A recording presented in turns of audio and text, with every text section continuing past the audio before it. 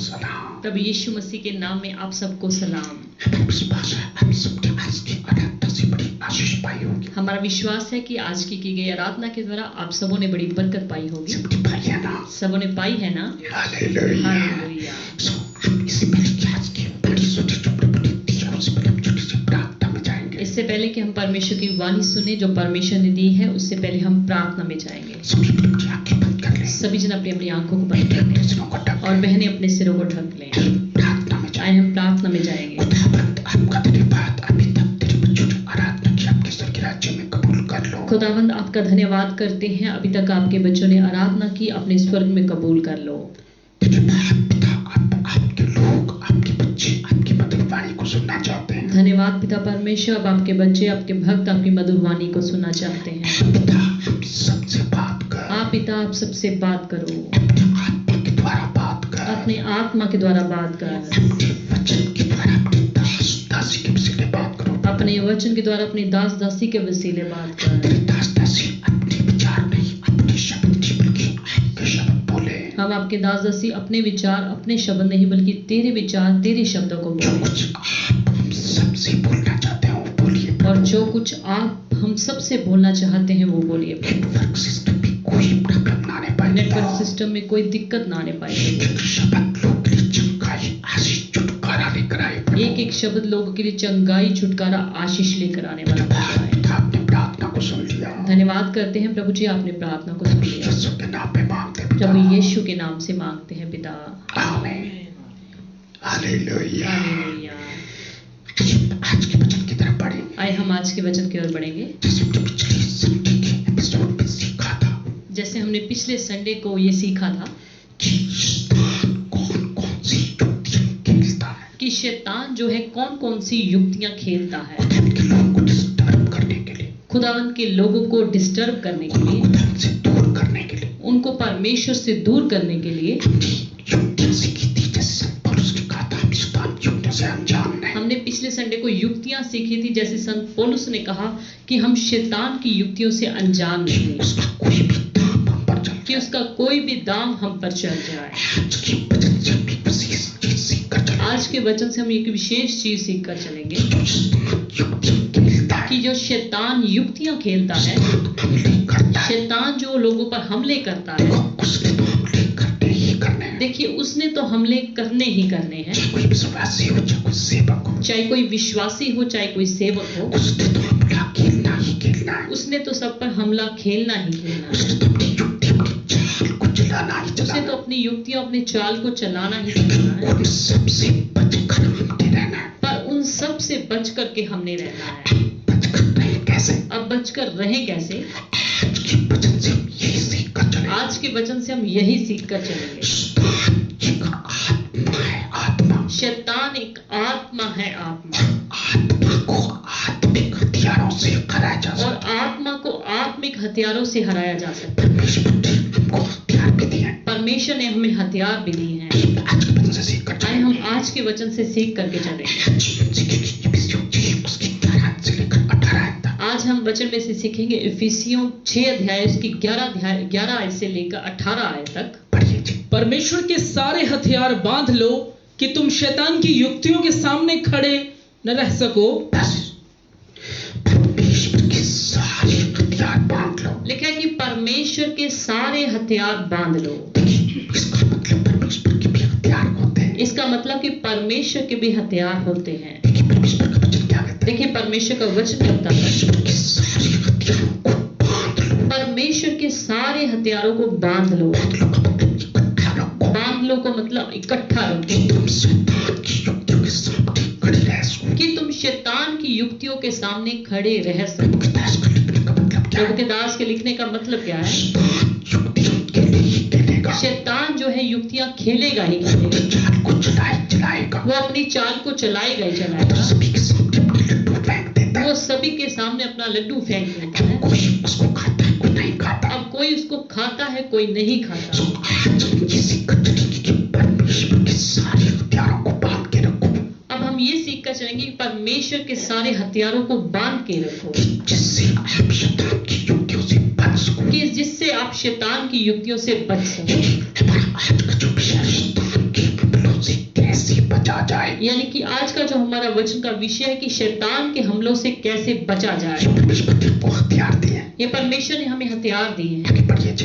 क्योंकि हमारा मल्ल युद्ध लहू और मांस से नहीं परंतु प्रधानों से और अधिकारियों से और इस संसार के अंधकार के हाकिमों से। हमारा युद्ध कोई मांस और लहू जैसे इंसानों से नहीं। क्योंकि हमारा ये मल्ल युद्ध कोई मांस या ये लहू जैसे कोई इंसानों से नहीं। ऐसा नहीं कि हम किसी इंसान के खिलाफ है, ऐसा नहीं कि हम किसी इंसान के खिलाफ हैं, ये भी नहीं कि कोई इंसान हमारे खिलाफ है, और ये भी नहीं कि कोई इंसान हमारे खिलाफ है, बल्कि हमारा युद्ध विश्व परदुख के खिलाफ है।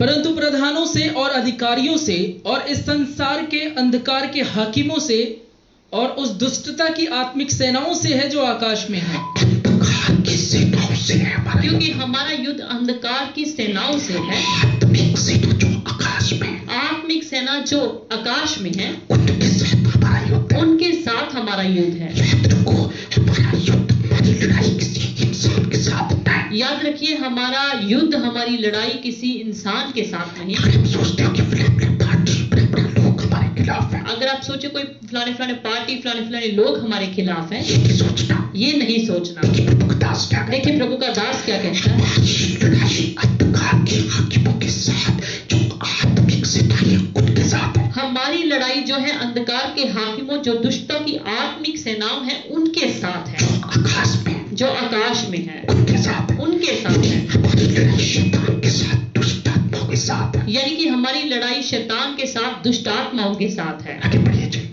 इसलिए परमेश्वर के सारे हथियार बांध लो कि तुम बुरे दिन में सामना कर सको। और हालेलुया। परमेश्वर के सारे हथियारों को बांध लो लिखा है कि परमेश्वर के सारे हथियारों को बांध लो कि तुम बुरे दिन में सामना कर कि सको। तुम बुरे दिन में उनका सामना कर अगर सको। आपके पास परमेश्वर के हथियार होंगे, अगर आपके पास परमेश्वर के हथियार होंगे, तभी तुम उन हथियारों से अपने शैतान का मुकाबला कर सकोगे। तभी तो उन हथियारों के साथ आप शैतान का मुकाबला कर सकोगे आगे बढ़िए जी। और सब कुछ पूरा करके स्थिर रह सको। हालेलुया।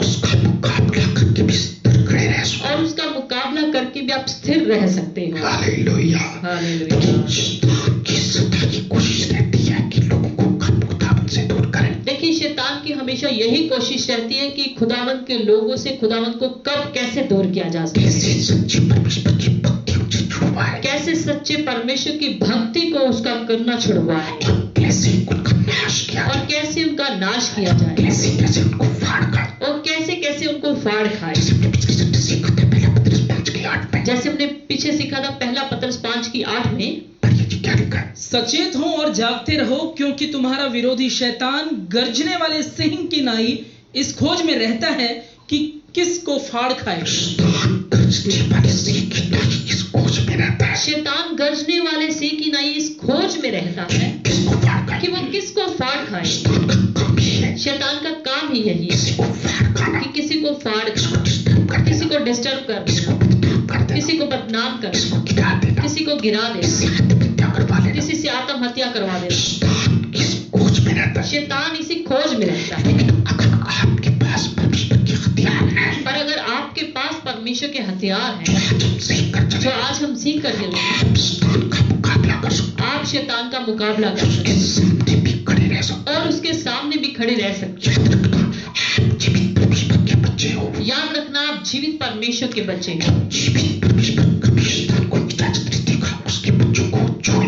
और जीवित परमेश्वर कभी शैतान को इजाजत नहीं देगा कि वो उसके बच्चों को छुए। लेकिन उसके बच्चे अगर सच में उसके वचन पर चलते हैं, पर उसके बच्चे सचमुच में अगर उसके बच्चे होंगे, उसके वचन पर चलते होंगे उसके हथियारों को लेकर चलते हैं, और उसके हथियारों को लेकर चलते हैं, शैतान की ताकत नहीं आपको छुए। शैतान की कोई ताकत नहीं कि वो आपको छुए। देखो, अगर दुनिया में समस्याएं हैं, देखिए, अगर दुनिया में समस्याएं हैं उनका समाधान भी है। तो उनका समाधान भी है। अगर दुनिया में बीमारियां हैं, अगर दुनिया में बीमारियां हैं उनका इलाज तो भी है। उनका इलाज भी है। अगर दुनिया में शैतान है, अगर दुनिया में शैतान है उसका उपाय भी है। तो उसका उपाय भी है। हालेलुया। हालेलुया। संसार में दो प्रकार के हथियार होते हैं। संसार में दो तरह के हथियार होते हैं। एक संसारिक एक हथियार संसारिक हथियार जिनको हम जानते हैं, जिनको आप जानते हैं, बंदूक, तलवार या तोपी, बम, ये सब चाहे संसारिक वो हथियार। बंदूक होगी, चाहे वो तलवारें होगी, तोपें होगी, कुछ भी बम होंगे, ये सारे संसारिक हथियार हैं। दूसरा आत्मिक और हथियार, दूसरा बारे में हम आज सीख रहे हैं। संसार में इसी प्रकार से 2 प्रकार की लड़ाई है। संसार में इसी तरह से 2 तरीके की लड़ाई है। एक शारीरिक लड़ाई, एक शारीरिक लड़ाई जो कि सांसारिक हथियारों से लड़ी जाती जो कि संसारिक हथियारों से लड़ी जाती है। जैसे एक देश किसी तो दूसरे देश की सेना से लड़ती है। जैसे एक देश की सेना दूसरे देश की सेना से लड़ती है। जैसे लोग बंदूकों से किसको मार देते हैं, तलवारों से मार देते जैसे कितने लोग दूसरों को बंदूकों से मार देते हैं, तलवारों से मार हैं, से मार देते हैं, थप्पड़ों से मार या देते लाठी से मार देते हैं, थप्पड़ों से मार हैं। देते जो हैं। कि सांसारिक लड़ाई, ये होगी संसारिक जिसको लड़ाई शारीरिक लड़ाई भी जिसको शारीरिक लड़ाई भी कहा जाता है। दूसरी लड़ाई आत्मिक लड़ाई भी एक दूसरी लड़ाई जो आत्मिक लड़ाई, आत्मिक लड़ाई को आत्मिक हथियारों से लड़ा और जाता है। आत्मिक लड़ाई को आत्मिक हथियारों से जीता जा सकता है। शारीरिक लड़ाई को आत्मिक हथियारों से नहीं लड़ा जा सकता। शारीरिक लड़ाई को आत्मिक हथियारों से लड़ा नहीं जा सकता, आत्मिक लड़ाई को संसारिक हथियारों से लड़ा और जाता है। आत्मिक लड़ाई को शारीरिक हथियारों से जीता नहीं जा सकता। आत्मिक लड़ाई को आत्मिक हथियारों से लड़ा जा सकता है। आत्मिक लड़ाई को आत्मिक हथियारों से ही लड़ा जा सकता है, शारीरिक लड़ाई को संसारिक हथियारों से लड़ा जाता और शारीरिक लड़ाई को संसारिक हथियारों से ही लड़ा जा सकता है। है। जो शैतान है, मैंने पहले बताया, उसका आत्मा है, देखिए, मैंने जैसे पहले ही बताया, जो शैतान है वो आत्मा है, उसको आत्मिक हथियारों से ही लड़ा जा सकता है। और उसको आत्मिक हथियारों से ही लड़ाया जा सकता है। और शैतान का इलाज ना तो किसी डॉक्टर के पास, देखिए, शैतान का इलाज ना तो किसी डॉक्टर के पास, ना किसी इंजीनियर के पास, ना किसी इंजीनियर के पास, किसी लीडर के पास, ना किसी लीडर के पास, ना किसी दुकान पे मिलता है। ना किसी दुकान पे मिलता उसका ऐसे इलाज। नहीं कहीं से जाके इलाज करवाया ऐसे जाता नहीं कि किसी दुकान पे जाके इलाज है। करवाना। शैतान का इलाज सिर्फ परमेश्वर के पास है। शैतान का इलाज सिर्फ परमेश्वर के पास है, जो आत्मिक लोग होते हैं वो आत्मिक हथियारों को ही पसंद करते हैं। और जो आत्मिक लोग होते हैं वो आत्मिक हथियारों को ही पसंद करते हैं। लड़ाई के हथियार भी आत्मिक होते हैं। उनकी लड़ाई के हथियार भी आत्मिक होते जो हैं। आत्मिक हथियारों पर भी भरोसा रखता है। वो आत्मिक हथियारों पर ही भरोसा रखते हैं। आत्मिक व्यक्ति कभी सांसारिक हथियारों का इस्तेमाल करना पसंद नहीं करता, आत्मिक व्यक्ति कभी भी संसारिक हथियारों का इस्तेमाल करना पसंद नहीं करता, लेकिन उसको अपने आत्मिक हथियारों पर, आत्मिक परमेश्वर पर भरोसा होता है। क्योंकि उसको अपने परमेश्वर पर आत्मिक हथियारों पर भरोसा होता है। 2 Corinthians 10:4 में पढ़े अगर हम 2 ग्रंथियों 10 अध्याय की 4 में पढ़े कि प्रभु का दास संत पौलुस क्या कि प्रभु का दास संत पौलुस क्या कहता है, क्योंकि हमारी लड़ाई के हथियार शारीरिक नहीं पर गढ़ों को ढा देने के लिए परमेश्वर के द्वारा सामर्थी हैं। लड़ाई के हथियार शारीरिक नहीं, हमारी लड़ाई के हथियार जो है शारीरिक नहीं, परमेश्वर के द्वारा गढ़ों को ढा देने के लिए सामर्थ। पर परमेश्वर के द्वारा गढ़ों को ढा देने वाले सामर्थ्य हैं। प्रभु का दास का कहने का मतलब क्या है? यानी कि प्रभु के दास के कहने का मतलब क्या है? लड़ाई के हथियार संसारिक नहीं, हमारी लड़ाई के हथियार जो है संसारिक नहीं, संसारिक हथियारों से लड़ाई नहीं हम लड़ते। संसारिक हथियारों से लड़ाई नहीं लड़ते, आत्मिक हथियारों से जो परमेश्वर के हथियार उनसे लड़ाई हम लड़ते। आत्मिक हथियारों से जो परमेश्वर के हथियार हैं उससे लड़ाई लड़ते हैं। आज के बचन से परमेश्वर के कुछ 7 आत्मिक हथियारों के बारे में सीख तो आज करके परमेश्वर के वचन में से हम उन आत्मिक 7 हथियारों के बारे में सीख करके जिनको फॉलो करके हम मसीह लोग शैतान के हमलों से बच सकते हैं। जिनको सीख करके, जिनको फॉलो करके हम शैतान के हथियारों से बच जा सकते हैं, शैतान के हमलों से बच सकते हैं। शैतान के हमलों से, शैतान की युक्तियों से बच सकते हैं। ये अच्छी बात है, आप मसीह लोगों को चाहिए आत्मिक हथियारों के बारे में सीखो। और ये अच्छी बात है कि मसीह लोगों को चाहिए कि वो आत्मिक हथियारों के बारे में सीखें। लेकिन परमेश्वर ने कहा कि इन हथियारों को बांध लो, देखिए, परमेश्वर ने कहा कि इन हथियारों को बांध लो, इन हथियारों को आप रखो। यानी कि इन हथियारों को आप रखो। आप रखते क्यों नहीं? तो आप रुकते क्यों नहीं, रखते क्यों नहीं? रखते क्यों उन नहीं? हथियारों को अपने पास रखा करो। उन हथियारों को अपने पास रखा करो। इसमें सीख कर चलेगी इफिसियों 6:11-18 में सीख कर चलेंगे। हम इसमें से सीख के चलेंगे, इफिसियों 6:11 ऐसे सीख करके चलेंगे। संत पौलुस ने जिसकी विश्वास की पत्री को रोम की जेल में लिखा, संत पौलुस ने इस पत्री को जो है रोम की जेल में लिखा। जब संत पौलुस जेल में बंद था, जब संत पौलुस जेल में बंद था, उसका पहरा देने वाला सैनिक जो होता था, उसका पहरा देने वाला सैनिक जो होता था, छह प्रकार के हथियार पहनता था। वो 6 प्रकार के जो है पहर पहनता था। 6 प्रकार के हथियार पहनता था। 6 प्रकार के जो हथियार पहनता था। संत पौलुस हालेलुया। हथियार को डेली देखा करता था। संत पौलुस जो है उस सैनिक के हथियारों को हर रोज देखा करता था कि कैसे सैनिक हथियारों को पहनता, कि कैसे ये सैनिक इन हथियारों को पहनता है। उस सैनिक के पास दुनियावी हथियार होते थे, बेशक उस सैनिक के पास दुनियावी हथियार होते थे, लेकिन संत पौलुस उसके हथियारों को देखता था। पर संत पौलुस उसके हथियारों को देखता था। संत पौलुस ने क्या किया? उसके दुनियावी हथियारों को देखकर परमेश्वर के आत्मिक हथियार बना दिए। संत पौलुस ने क्या किया? उसके हथियारों को देखते देखते परमेश्वर के हथियार, आत्मिक हथियार बना दिए। हम समझो मैं मसीह के आत्मिक सिपाही हैं। हम सभी के सभी सो ऐसा जी कि हम परमेश्वर के सारे आत्मिक सारे जो लोग हैं परमेश्वर के, परमेश्वर के आत्मिक सैनिक हैं। हम परमेश्वर के आत्मिक जो है सैनिक हैं। दुनियावी सैनिक के पास दुनियावी हथियार होते हैं। देखिए दुनियावी सैनिक जो होते हैं उनके पास दुनियावी हथियार होते हैं। आत्मिक सैनिक हमारे पास आत्मिक हथियार होने चाहिए, हम होने चाहिए। आत्मिक सैनिक हैं तो आत्मिक हथियार हमारे पास होने चाहिए या नहीं होने चाहिए।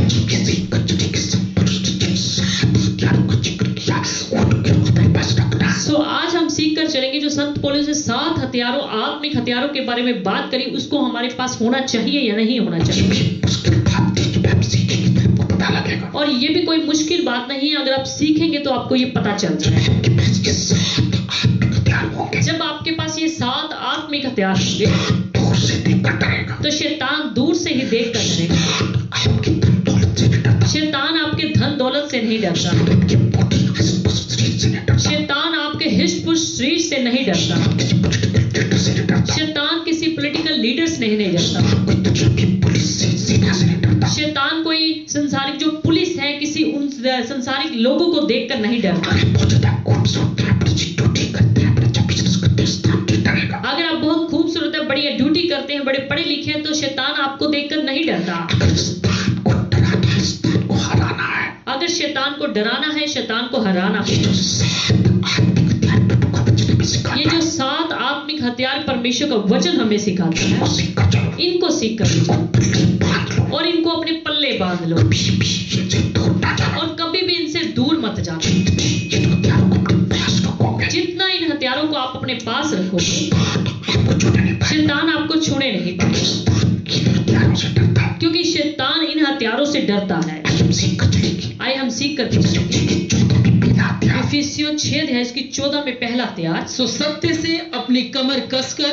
देखिए सब पुरुष पहला हथियार क्या बताता है? देखिए संत पौलुस पहला हथियार क्या बताता है? सत्य से अपनी कमर को कस के रखो। सत्य से अपनी कमर को कस करके रखना। ये सब पुरुष को सैनिक के अंदर क्या देखता था? संत पौलुस हर रोज उस सैनिक के अंदर क्या देखता था? उस सैनिक को एक बेल्ट बंधी होती थी। उस सैनिक को एक बेल्ट जो है बंदी होती उसने थी। बेल्ट को कस के रखा होता उसने अपनी बेल्ट को कस करके रखा हुआ। था। जब तैनात होता था, जब वो ड्यूटी पर तैनात होता था वो अपनी ड्यूटी पर उस बेल्ट को बांध के वो रखता अपनी ड्यूटी पर उस बेल्ट को पहन करके रखता था। था। जितने भी जेंट्स भाई है, इस बेल्ट को बांधते हैं। और जितने भी जेंट्स भाई हैं वो हर रोज इस बेल्ट को जो है बांध करके रखते उनको हैं। ये पता है जब वो बेल्ट बांध के आगे चलते हैं, उनको पता है जब वो बेल्ट बांध करके आगे बढ़ते हैं उनको अपने आप में ऐसा लगता है जैसे मैं तैयार हो चुका हूं। उनको अपने आप में ऐसा लगता है कि मैं तैयार हो चुका उस हूँ। सैनिक के बेल्ट बांधने का मकसद क्या होता उस था? सैनिक के बेल्ट बांधने का मतलब क्या होता था? वो अपनी ड्यूटी पर तैनात है, कि वो अपनी ड्यूटी पे तैनात है, ड्यूटी के प्रति वफादार वो है, अपनी ड्यूटी के प्रति वफादार है, ड्यूटी पर मजबूती से वो वफादारी से खड़ा है। अपनी ड्यूटी पे वफादारी से मजबूती से खड़ा है। संत पौलुस ने इसको सत्य से कहा कि सत्य से अपनी कमर कसो। अब संत पौलुस ने सत्य से कहा कि आप अपनी सत्य से कमर को कसो। इसका आत्मिक मतलब क्या बता? इसका आत्मिक मतलब क्या होता है? सच्चाई से अपनी कमर कस के रखो। सच्चाई से अपनी कमर को कस करके सत्य रखो। का मतलब सच्चाई। सत्य का मतलब सच्चाई। अब सच्चाई क्या? अब सच्चाई क्या है? अगर हम यूहन्ना 14 की 6 में पढ़ें, अगर हम यूहन्ना 14 उसकी 6 को पढ़े, यीशु ने उनसे कहा, मार्ग और सच्चाई और जीवन मैं ही हूँ। देखिए प्रभु यीशु मसीह ने क्या कहा? देखिए प्रभु यीशु मसीह ने क्या कहा? मार्ग भी मैं हूं, मार्ग भी मैं हूँ, सच्चाई भी मैं हूं, सच्चाई भी मैं हूँ जीवन भी मैं हूं। और जीवन भी मैं हूँ। इस सच्चाई के साथ अपनी कमर को बांध के रखो। इस सच्चाई के साथ अपनी कमर को बांध करके रखो। सच्चाई को हर वक्त अपने पास रखो। यानी कि सच्चाई को हर समय अपने पास रखो। प्रभु यीशु मसीह को हर वक्त अपने पास रखो। यानी कि प्रभु यीशु मसीह को हर समय अपने पास रखो। मजबूती से प्रभु यीशु मसीह को अपने पास रखो। इतने मजबूती के साथ प्रभु यीशु मसीह को आप अपने साथ रखो। कोई भी दुनियावी बंदा जब भी आपको मिले, आपको देखे यही कहे, कोई भी दुनियावी बंदा जब भी आपको देखे, जब भी आपको मिले, यही कहे, तो सच्चाई पर चलने वाला इंसान ये तो सच्चाई पर चलने वाला है, यीशु मसीह का भक्त है। ये तो प्रभु यीशु मसीह का भक्त है। यूहन्ना 8 की 32 में क्या लिखा और यूहन्ना 8 उसकी 32 में क्या लिखा है? और सत्य को जानोगे और सत्य तुम्हें स्वतंत्र करेगा। आप सच्चाई को जान जाओगे, अगर आप सच्चाई को, सत्य को जान जाओगे आपको सच्चाई आजाद तो आपको सच्चाई आजाद करेगी, की चालाकियों से आजाद करेगी, शैतान की चालाकियों से आजाद करेगी। भय से आजाद करेगी, शैतान के जो पास डर है वह मैं लोगों को डराने के लिए, धमकाने के लिए उससे आजाद करेगी। आपको जब भी टेंशन से बोझ से आजाद करेगी। आपको दुनियावी टेंशन से, बोझ से आजाद करेगी। जिसके पास सच्चाई होती है, उसके पास टेंशन हो नहीं सकती, उसके पास जो है बोझ हो नहीं सकता, उसके पास शैतान हो नहीं सकता, शैतान उसका कुछ नहीं बिगाड़ सकता, शैतान उसके पास नहीं फटकने पाएगा। इसलिए सत्य पर मजबूती से खड़े रहो, सत्य पर मजबूती से डटे रहो, सच्चाई में बने रहो, सच्चाई से कभी भी दूर मत जाओ।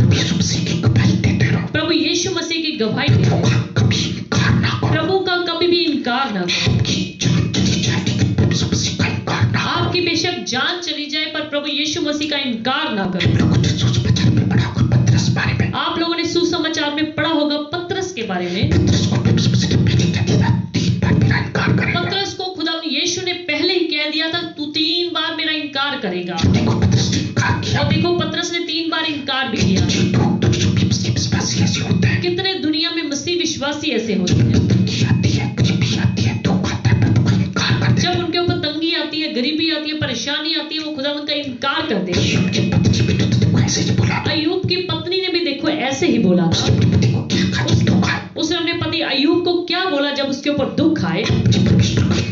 अपने परमेश्वर का इनकार कर, चाहे मर जाए तो मर जा, हमको खुदावंद का इनकार नहीं। सैनिक जैसे अपनी बेल्ट को बांध करके कमर को कस करके रखता है, हमको भी प्रभु यीशु मसीह को उसकी सच्चाई को पूरी तरह से कस करके रखना। जितना प्रभु यीशु मसीह को सच्चाई से खराई से पकड़ के रखेंगे, शैतान आपको देखेगा, क्योंकि ये तो प्रभु यीशु मसीह से बहुत प्रेम करता है, आपको वो छूने नहीं पाएंगे, क्योंकि शैतान जो है झूठा है, वो आपके अंदर झूठ फैलाने की कोशिश करे, क्योंकि वो झूठ को पसंद करता है। और यूहन्ना 8:44 में लिखा है, क्योंकि वो जो झूठ का पिता है वो तो शुरू से ही हत्यारा है, और वो सच्चाई से आपको दूर करने की कोशिश करेगा, वो आपको तरह तरह की बातों में बहकाएगा। तुम जिसकी भक्ति करते हो वो सच्चाई थोड़ा, तुम जिस परमेश्वर को सच्चा कहते हो वो सच्चा थोड़ा है। वो तो कहेगा जिसकी मर्जी आप भक्ति करो, जिसके मर्जी आगे माथा टेको, पर जितना आप सच्चाई को पकड़े रहेंगे,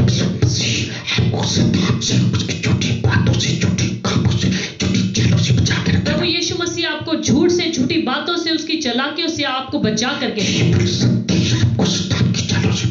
सिर्फ सच्चाई ही, सत्य ही आपको शैतान की चालों से, दूसरा कोई रास्ता नहीं शैतान के चालों से बचने का। इसलिए सच्चाई को, कमर को कस के, सच्चाई को इतनी मजबूती से पकड़ के, यानी प्रभु यीशु मसीह को इतना मजबूती से पकड़ के, कोई भी दुख आए, तकलीफ आए, आजमाइश आए, आपका घर का काम रुक जाए, आपका कोई भी काम बिगड़ जाए, आपका रोजगार ठप हो जाए, आपको प्रभु यीशु मसीह को छोड़ना है, आपको सत्य को छोड़ना है, सत्य पर आपको डटे रहना है। ये हो गया पहला हथियार। अब दूसरा हथियार क्या है? और धार्मिकता की झिलम पहनकर, धार्मिकता की झिलम पहनकर, ये जो सैनिक होता था एक झिलम पहने होता था, वो एक धातु की बनी होती थी।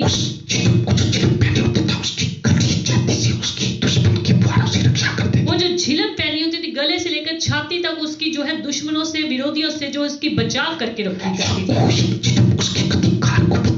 और वो झिलम उसके एक अधिकार को भी दिखाता कि उसके पास, सैनिक के पास एक विशेष अधिकार है। तो संत पौलुस उसकी इस झिलम को भी देखा करता। उसने कहा तुम भी ऐसी झिलम पहन के रखो, पर धार्मिकता की। धार्मिकता का मतलब धर्मी होने की झिलम।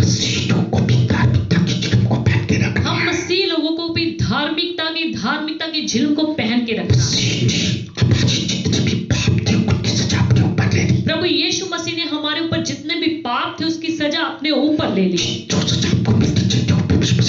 जो सजा हमें मिलनी चाहिए थी वो खुदा यीशु ने प्रभु आप यीशु मसीह ने हमसे पहले खून बहा दिया। प्रभु यीशु मसीह ने हम सब के लिए अपना खून बहा दिया, पापों की कीमत चुकता कर दी। हमारे पापों की कीमत चुकता कर दी। प्रभु यीशु मसीह ने अपने पापों की कीमत चुकता कर दी। जब प्रभु यीशु मसीह ने हमारे पापों की कीमत चुकता कर दी, उसकी सजा का हमारे ऊपर कोई अधिकार नहीं। अब शैतान का, उसकी सजा का हमारे ऊपर कोई भी अधिकार नहीं। अगर हम प्रभु यीशु मसीह के लहू पे विश्वास करें, अगर हम प्रभु यीशु मसीह के लहू पर विश्वास करें, अगर उसके बेटे यीशु मसीह पे विश्वास करें, अगर हम उसके बेटे यीशु पर विश्वास करें, समझो परमेश्वर का वचन को धर्मी घोषित करता है। समझिए प्रभु यीशु मसीह का वचन हमें धर्मी घोषित करता है। धर्मी बन चुके हो। आप धर्मी बन चुके हो। धार्मिकता की झिलम को पहन के रखो। इस धार्मिकता की झिलम को पहन करके रखो। धार्मिकता के पॉइंट को हमेशा याद रखो। इस धार्मिकता के पॉइंट को हमेशा याद रखो। मुझे प्रभु यीशु मसीह ने धर्मी घोषित कर कि दिया है। मुझे प्रभु यीशु मसीह ने धर्मी घोषित कर दिया। पापी नहीं रहा। अब मैं पापी नहीं हूँ। पाप की कोई सजा नहीं। अब मेरे ऊपर पाप की कोई सजा नहीं है।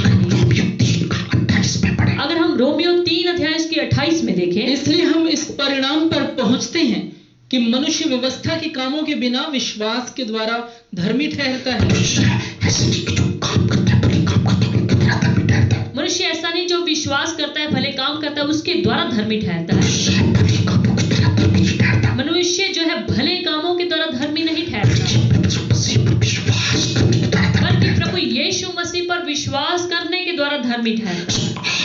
प्रभु यीशु मसीह पर विश्वास कर लिया और उसके लोगों पर विश्वास कर तो लिया, आपने अगर प्रभु यीशु मसीह के ऊपर विश्वास कर लिया, उसके लहू पर विश्वास कर लिया उसके वचन पर चलने लगे, और आप उसके वचनों पर चलने लगे, समझो आपको प्रभु यीशु मसीह धर्मी घोषित तो करता है। समझो प्रभु यीशु मसीह आपको धर्मी घोषित करता है। रोमियो 4:3 पढ़े। अगर रोमियो 4:3 में पढ़े, पवित्र शास्त्र क्या कहता है?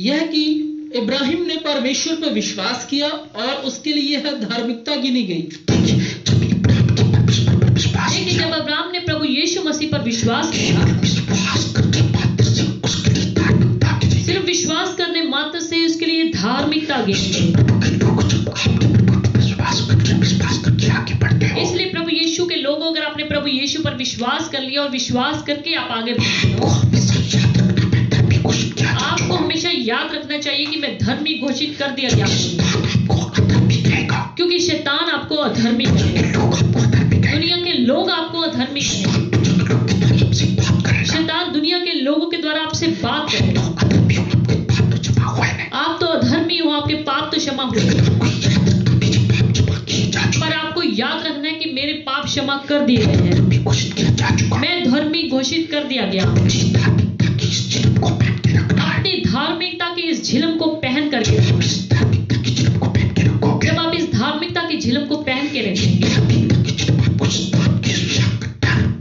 प्रभु से बचा के रखेगी। ये जो धार्मिकता की झिलम है आपको शैतान के डर से, वहम से, भ्रम से, हर प्रकार की उसकी युक्तियों से बचा के रखेगी। आपको कहने की कोशिश करेगा आप तो धर्मी हुए। शैतान आपको कहने की कोशिश करेगा कि आप तो धर्मी है ही। शैतान कहेगा कि वो भी तो धर्मी है, जो दूसरी पूजा भक्ति करते हैं वो भी धर्मी है। शैतान आपको बहकाने की कोशिश करेगा। उत्पत्ति की किताब में अगर हम देखते हैं, उसने हवा को भी तो बहकाया था।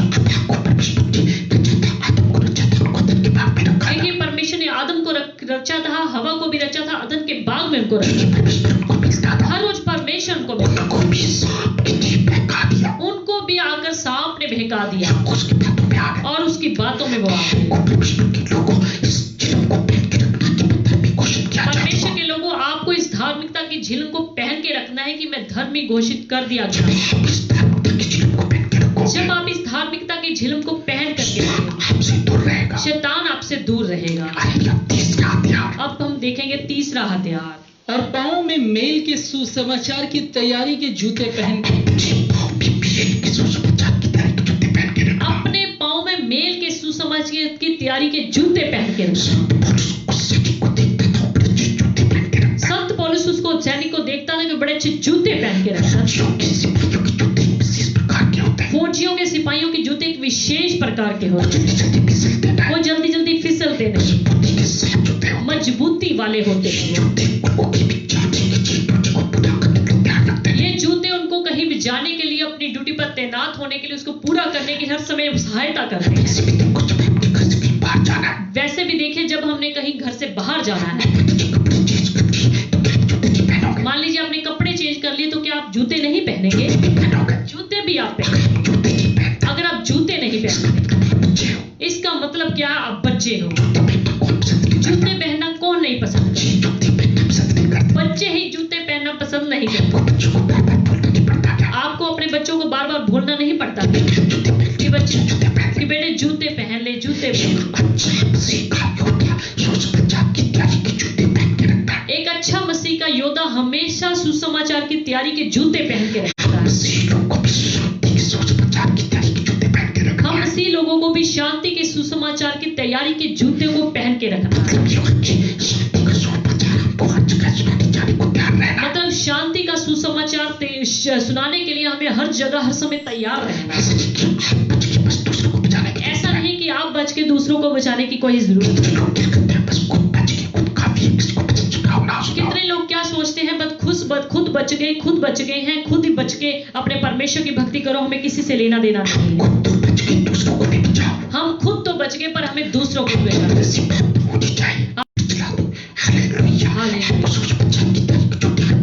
आपको सुसमाचार की तैयारी के जूतों को हमेशा पहन करके रखना है। इसलिए उस तरह की शांति के सुसमाचार के जूतों को पहन करके रखना। और जूते हमें ठोकर खाने से बचाते हैं। अगर आपने चप्पल पहनी हुई तो कई बार आपको उससे ठोकर लग सकती है, कई बार आपके पांव को उससे चोट भी लग सकती है। पर अगर आपने जूते पहने आपको ठोकर नहीं। अगर आप सुसमाचार की तैयारी के जूते पहन कर रखें, आपको कभी ठोकर नहीं, शैतान आपके पास नहीं फटेगा।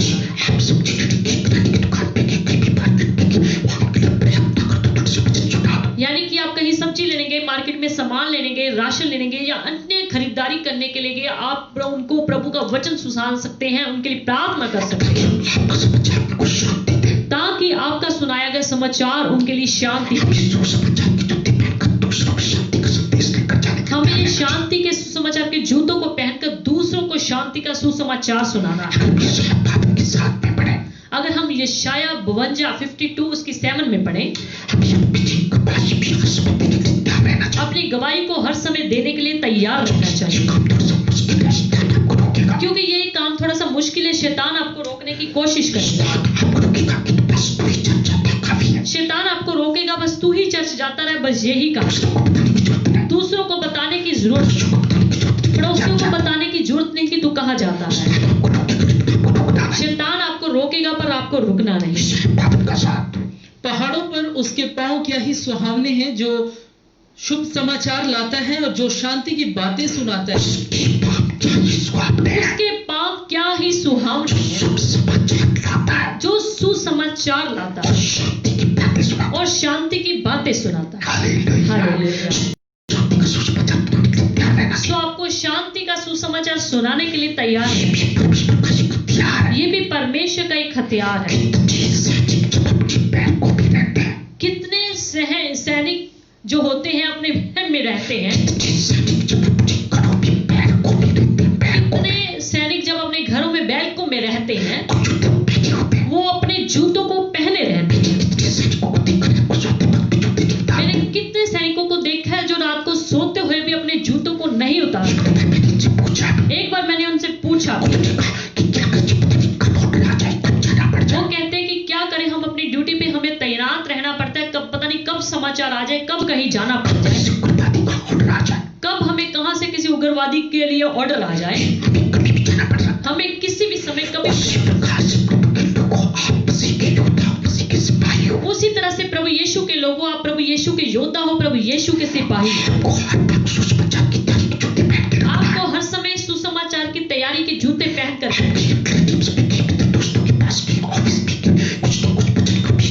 आप रिलेटिव्स में गए, मित्र दोस्तों में गए, कहीं भी ऑफिस में गए, कहीं ना कहीं प्रभु यीशु के वचन का बीज बो दो। अगर आपने प्रेरितों के काम 12 अध्याय की 5 आयत से पढ़ा होगा, जब प्रभु का दास पतरस जेल में था, स्वर्गदूत ने पतरस को आके जगाया जब वो सो रहा था, उस पर हाथ मारा और उसको जगा करके क्या बोला, अपनी कमर बांध और जूते पहन ले। हालेलुया। जूते पहनना कितना जरूरी है। तो कुछ आप ऐसा करोगे, मसीह के लोगों, जब आप ऐसा करोगे, आपके गढ़ों को तोड़ोगे, शैतान के आप गढ़ों को तोड़ोगे आपके पास के फटकेगा, और शैतान आपके पास नहीं, आपकी कमजोरी को देख करके पास फटकता है। शैतान आपकी कमजोरी को देख करके आपके पास फटकता है। आपने सुसमाचार की तैयारी के जूते पहन रखे, और जब आपने सुसमाचार की तैयारी के जूते पहने हैं, सुसमाचार की तैयारी में आप सुसमाचार सुनाने के लिए तैयार रहेंगे, तैयार रहते दूसरों को गवाही देने के लिए तैयार हैं। हैं कि आप कितना प्रचार करते हो, कितनी गवाही देते हो, शैतान जानता है कि आप कितना प्रचार करते हो, कितनी आप गवाही देते उसकी बातों में कभी नहीं आओ, हो। आप उसकी बातों में कभी नहीं आए। आपने दोस्तों को, परिवार को, रिश्तेदारों को वचन सुना दिया, क्या आपने परिवार को, मित्र, दोस्तों को, रिश्तेदारों को वचन सुना दिया? ड्यूटी करते हो वहाँ पर उनको वचन सुना दिया। क्या आप जहाँ पर ड्यूटी करते हो वहां पर आपने वचन सुना दिया है? वो लोग जानते हैं कि आप मसीह की भक्ति करते क्या हैं, आपको लोग जानते हैं कि आप मसीह की भक्ति करते हैं? जानते हैं कि आप मसीह के सिपाही हैं। क्या वो लोग जानते हैं कि आप मसीह के सिपाही हैं? सुसमाचार की तैयारी के जूते पहन के रखो। सुसमाचार की तैयारी के जूतों को पहन के रखो। तीसरा हथियार, यह हो गया तीसरा हथियार। चौथा हथियार, चौथा हथियार, और उन सब के साथ विश्वास की ढाल लेकर स्थिर रहो। हालेलुया। विश्वास की ढाल लेकर अब अगला पॉइंट है विश्वास की ढाल लेकर, स्थिर रहो आगे। जिससे तुम उस दुष्ट के सब जलते हुए तीरों को बुझा सको। विश्वास की ढाल लेकर स्थिर रहो। विश्वास की ढाल लेकर स्थिर। उस समय से पौलुस के सैनिक के अंदर क्या देखा? उस समय संत पौलुस ने सैनिक के अंदर क्या देखा? उसने देखा कि वो एक ढाल अपने पास रखता था। उसने देखा कि वो एक ढाल अपने पास रखा था लगभग 4.5 फुट लंबी और 2.5 फुट चौड़ी होती थी। और वो ढाल लगभग 4.5 फुट लंबी और 3 फुट जो है, 2.5 फुट जो है ऊंची होती, चौड़ाई होती थी। वो ढाल क्या करती थी? जब वो किसी दुश्मन का सामना करने के लिए जाता था, वो अपनी ढाल को इस तरीके से आगे कर देता था, यानी कि दुश्मन के आगे गए फेंके गए पत्थर से, हथियारों से वो उसको बचाती थी। वो ढाल लकड़ी की, उसके ऊपर कोई चमड़ा लगा होता था, वो बनी होती थी, जिसके ऊपर जब ढाल लगी होती थी उसके शरीर को कोई भी नुकसान ना होने पाए, इसलिए वो अपनी ढाल को आगे कर देता। और उस समय के जो फौजी थे अपनी ढाल को इस तरीके से शैतान के सामने, यानी कि विरोधियों के सामने आगे कर देते थे। और आज भी कितने पुलिस वालों के पास हम देखते हैं वो ढाल,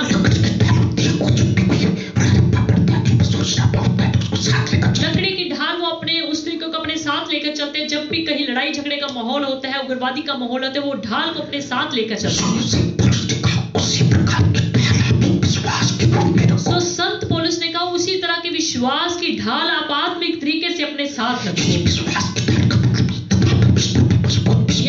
कि विश्वास की ढाल का मतलब इतना आप अपने प्रभु के विश्वास में मजबूत बनो, इतना अपने प्रभु पर भरोसा रखो, इतने अपने प्रभु की पावर पर विश्वास रखो।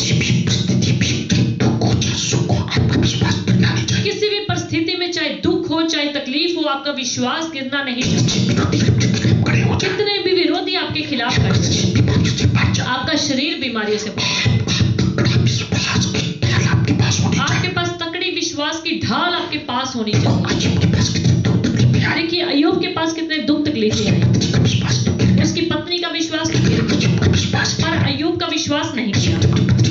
अय्यूब ने अपनी पत्नी को तो किस प्रकार से अपनी मूर्ख स्त्रियों की ऐसी बातें करते हैं, क्या जिससे हम सुख लेते हैं दुख डाले। शैतान तो किसी तरीके से आपके विश्वास को तोड़ने की कोशिश करेगा, आपके चर्च के प्रति विश्वास को गिराने की कोशिश करेगा, आपके बपतिस्मे बारे गलत कहेगा कि बपतिस्मा आपने गलत लिया है, आपके सेवकों बारे, आपके प्रभु बारे गलत बोलेगा ताकि आप विश्वास से मुकर जाए। वो तो तरह तरह के जलते हुए तीरों को फेंकेगा, आपको डराएगा, आपको निराशा में धुकाएगा, आपको वहम में, आपको शक में डालेगा कि किसी तरीके से आपके विश्वास को कमजोर किया। हो सकता है आपके रोजगार के जरिए कमजोर, हो सकता है आपका शरीर बीमारी से, किसी न किसी तरीके से आपके विश्वास को गिराया जा सके। पर अगर आप विश्वास की ढाल लेकर आगे बढ़े, अगर आपका इतना तकड़ा विश्वास है,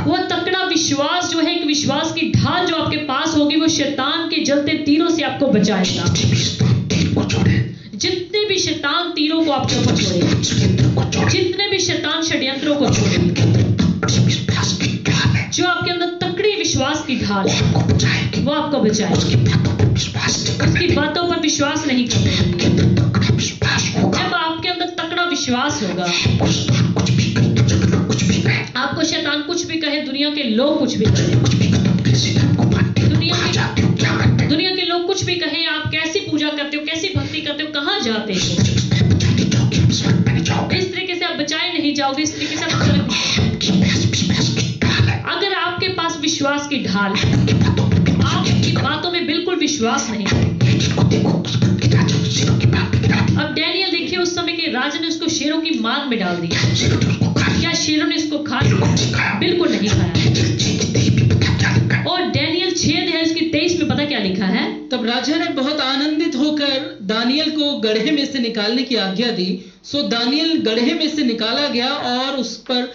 हानि का कोई चिन्ह ना पाया गया, क्योंकि वह अपने परमेश्वर पर विश्वास रखता था। किस पर विश्वास करना, देखिए किस पर विश्वास रखो? ईश्वर पर विश्वास करना, परमेश्वर पर विश्वास। दुनिया पर विश्वास रखोगे, लीडरों पर विश्वास रखोगे, किसी अन्य व्यक्ति पर विश्वास जब आप रखोगे, दुनिया पर विश्वास रखोगे, अन्य लीडर्स पर विश्वास रखोगे, अन्य किसी इंसान पर विश्वास रखोगे, हो सकता है वो आपको बचा सके। हो सकता है वो आपको बचा ना सके। जब आप परमेश्वर पर विश्वास और रखोगे, जब आप परमेश्वर पर विश्वास रखोगे, शक्ति पर कुछ नहीं करने तो पाएगी। शैतान की दुनिया की शक्ति आपके ऊपर कुछ नहीं बिगाड़ पाएगी। परमेश्वर पर विश्वास करता था, देखिए डैनियल जो था परमेश्वर के ऊपर विश्वास करता विश्वास में मेरे परमेश्वर मेरे साथ है, था। उसको विश्वास था कि परमेश्वर मेरे साथ है, शेरों ने उसका कुछ नहीं बिगाड़ा। इसलिए शेरों ने उसको कुछ नहीं बिगाड़ा। उस नौ की चोटी पर लिखा है, और मरकुस 9:24 में लिखा, विश्वास करने वाले के लिए सब कुछ हो सकता है। विश्वास करने वालों के लिए सब कुछ हो सकता है। 10 की 38 में भी लिखा है, इब्रानियों 10:38 में भी लिखा, मेरा विश्वास से जीवित रहेगा। मेरा धर्मी जन विश्वास से जीवित रहेगा। आपका परमेश्वर पे पक्का विश्वास है, अगर आपका प्रभु पे पक्का विश्वास है, अगर आपका प्रभु पे तगड़ा विश्वास है, अगर आपका प्रभु में तगड़ा विश्वास है, विश्वास की ढाल आपको शैतान के तीरों से बचाएगी। तो वही विश्वास की ढाल आपको शैतान के तीरों से बचाएगी। विश्वास की ढाल आपको परमेश्वर को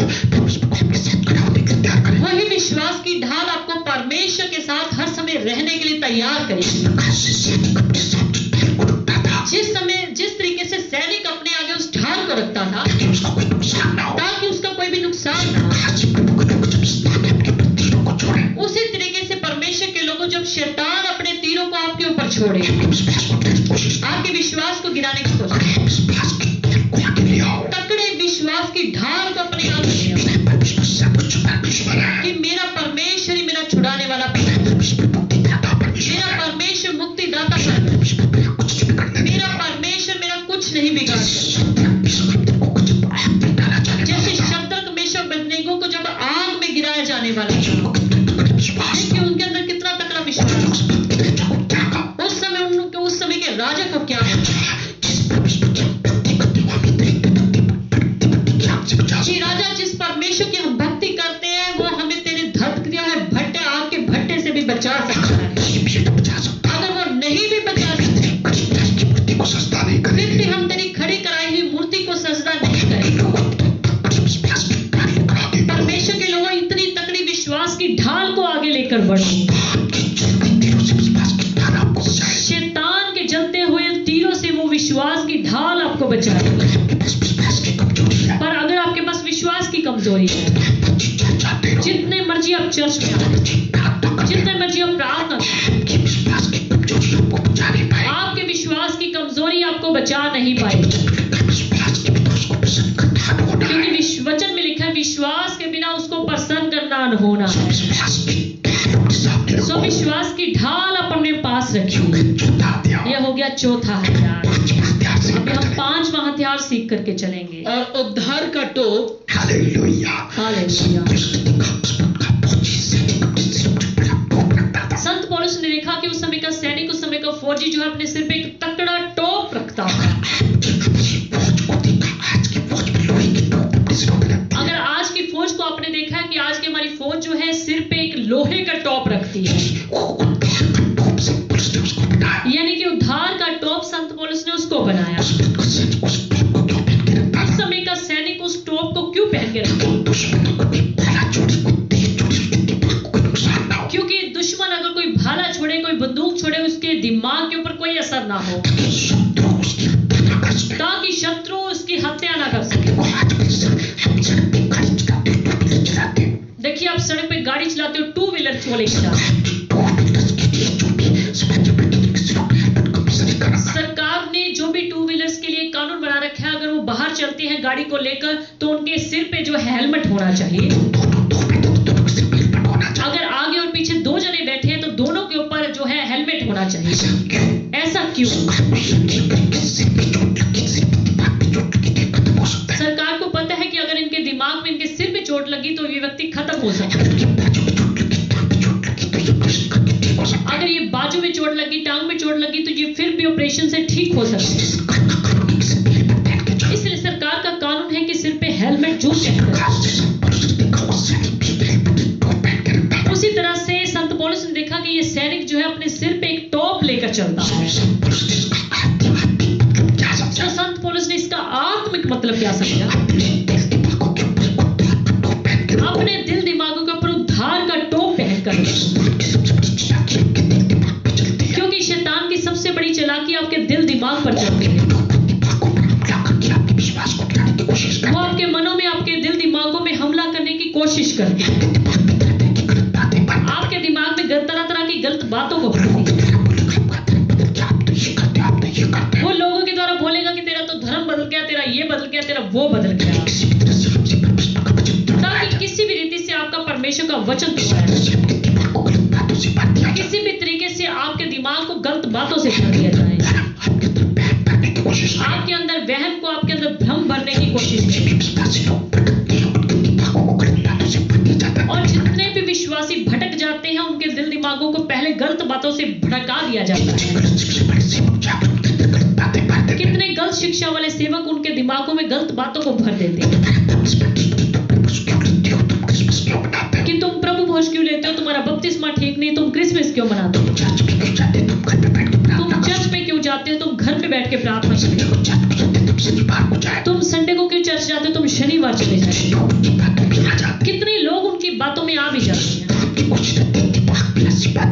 यानी कि शैतान की ऐसी कोशिश रहती है कि दिमाग में ऐसी बात डाल दी जाए ताकि वो लोग खुदावंद से दूर हो जाए, अच्छी शिक्षा से दूर हो। शैतान हमारे दिमाग की हत्या करने की कोशिश करता है। सो इसलिए संत पौलुस क्या कहता है? अपने सिर पर एक जो है उद्धार का टोप लेकर चले। उद्धार का मतलब प्रभु यीशु मसीह ने हमें अनंत जीवन दे दिया। प्रभु यीशु मसीह ने हमें मुक्ति दे दी, हमें मुक्ति के लिए आश्वासन दे दिया है। तो मसीह लोगों को अपने दिमाग में ये बात बधा के रखनी चाहिए कि मेरे प्रभु यीशु मसीह ने मुझे मुक्ति दे दी, मेरे लिए उद्धार का रास्ता खोल दिया। जब आपके दिमाग में ये बात होगी, आप शैतान की बातों में कभी ना आएंगे। अगर हम रोमियो 10 अध्याय की 9 में पढ़े, 10 की 9, कि यदि तू अपने मुंह से यीशु को प्रभु जानकर अंगीकार करोगे और अपने मन से विश्वास करे कि परमेश्वर ने उस मरे हुए में से जिलाया, तो तू निश्चय उद्धार पाएगा। अगर आप प्रभु यीशु मसीह पर पक्का विश्वास करके ये अंगीकार कर लो कि मेरे प्रभु ने मेरे को मरे हुए से, मेरे पिता को मरे हुए से जिलाया है,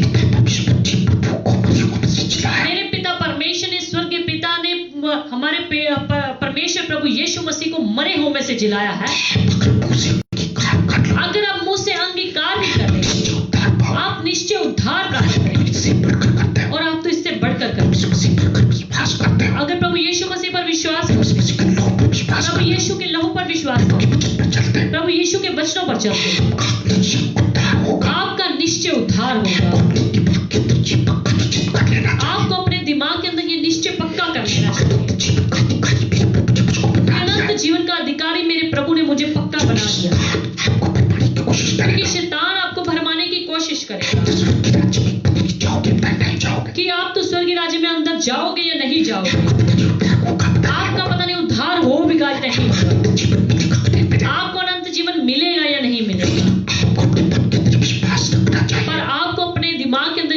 विश्वास रखना चाहिए। तो काम 2:21 में पढ़े, अगर हम प्रेरितों के काम 2 अध्याय उसकी 21 में देखें, और जो कोई प्रभु का नाम लेगा वही उद्धार पाएगा। जो कोई प्रभु का नाम लेगा, जो कोई प्रभु का नाम लेगा, किसी भी धर्म का, किसी भी जाति का व्यक्ति, कोई भी किसी भी धर्म किसी भी जाति का व्यक्ति, धर्म को लोगों ने किसको धर्मों में बांट रखा है, प्रभु यीशु मसीह को लोगों ने धर्मों में बांट रखा है, बाइबल किसको धर्मों में बांट, जबकि बाइबल किसी को भी धर्मों में नहीं बांटता।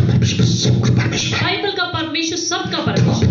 जो कोई प्रभु का नाम लेगा, देखिए वचन में लिखा है, जो कोई प्रभु का नाम लेगा वो निश्चय उद्धार पाएगा। तो काम 16:31 में पढ़े, अगर हम प्रेरितों के काम 16 अध्याय उसकी 31 में देखें, प्रभु यीशु मसीह पर विश्वास कर तो तू और तेरा घराना उद्धार पाएगा। तो परमेश्वर मसीह पर विश्वास करे, अगर तू प्रभु यीशु मसीह पर विश्वास करे तो तेरा घराना उद्धार तो पाएगा। तू और तेरा घराना उद्धार पाएगा। प्रभु के लोगों को उद्धार के बारे में निश्चित होना चाहिए। यानी कि प्रभु के लोगों को उद्धार के बारे में निश्चित हो जाना चाहिए। अपने दिमागों में गलत बातें डालने की कोशिश जबकि करेगा, शैतान आपके दिमागों में आपके मनों में गलत बातें डालने की कोशिश करेगा। आपका तो उद्धार नहीं होगा। वो कहेगा कि आपका तो उद्धार नहीं होगा। आपके दिमाग में बात पक्की बैठी हो, पर जब आपके दिमाग में ये बात पक्की बैठी, दिमाग में उद्धार का टोप पहन रखा होगा, आपने अपने दिमाग में उद्धार का टोप पहना होगा।